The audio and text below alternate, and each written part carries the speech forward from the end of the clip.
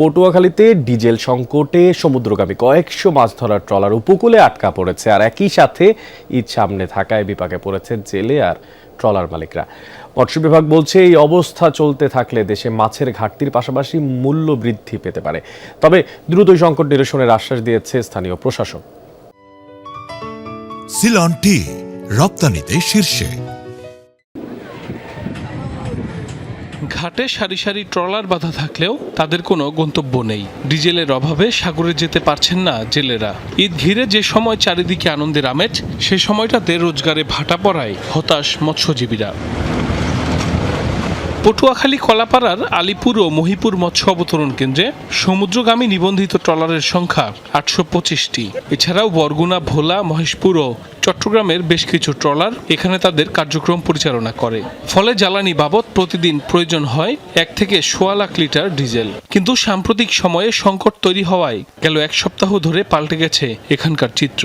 সাগরে যেতে না পারায় কর্মহীন দিনগুলোতে জেলেদের চোখে মুখে এখন দুশ্চিন্তার ছাপ।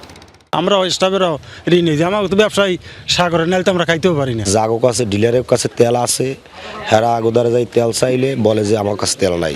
ফুয়েল স্টেশন কর্তৃপক্ষ বলছে চাহিদার তুলনায় তেল কম আসায় নিরুপায় তারা। এমন পরিস্থিতিতে বড় ধরনের আর্থিক ক্ষতির সংখ্যায় ট্রলার মালিকরাও। মৎস্য কর্মকর্তা জানান, দীর্ঘদিন এমন অবস্থা চলতে থাকলে এর প্রভাব পড়তে পারে ইলিশ সহ সামুদ্রিক মাছের বাজারেও।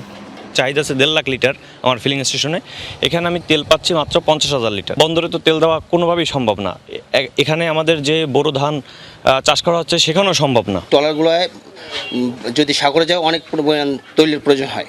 এই ডিজেল শুধু ডিজেল, তো এই ডিজেলটা আমরা পাচ্ছি না, এই প্রায় আমরা 2 সপ্তাহ পর্যন্ত পাচ্ছি না। সামনে ঈদ, ট্রলারের মানুষের বেতন খরচ, ঠিক আছে, হাহাকার অবস্থা। জেলেরা যদি সঠিক সময়ে যে তারা যদি মাছ ধরে না আনতে পারে তাহলে দেশের মাছের চাহিদায় যেমন একটা ঘাটতি তৈরি হবে এবং মাছের যে সরবরাহ যে চ্যানেলটা আছে সেটা ব্যাহত হওয়ার ফলে দেশের মাছের যে দাম সেটা অনেক বৃদ্ধি পাবে।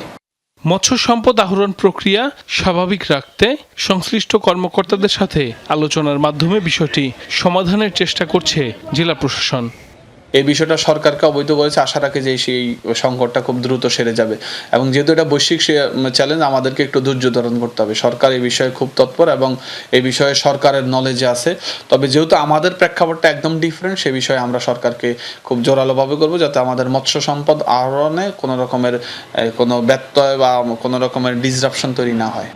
আলিপুর ও মহিপুর মৎস্য অবতরণ কেন্দ্র থেকে প্রতিদিন রূপালী ইলিশ সহ কয়েক হাজার টন সামুদ্রিক মাছ দেশের বিভিন্ন স্থানে বাজারজাত করা হয়। সাইফ আহমেদ, যমুনা নিউজ।